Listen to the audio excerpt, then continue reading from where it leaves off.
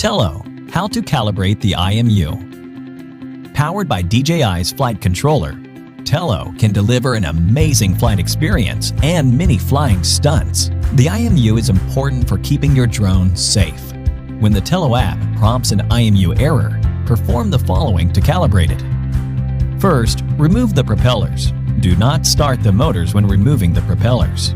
Place the Tello on a level surface, power it on, and connect to the Tello app. Tap the prompt to enter the IMU calibration screen.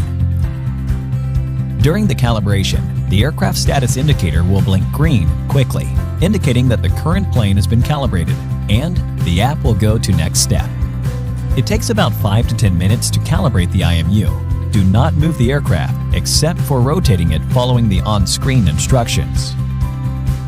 Tap Start. Place the drone following the instructions in 6 positions. Keep the Tello still. Place the aircraft vertically as shown and turn the motor to the left side. Then turn the motor to the right side. Make the aircraft's nose point downward. Face the aircraft's nose upward. Turn the bottom of the aircraft upward. When an IMU calibration complete, restart the aircraft prompt as shown. Restart the drone.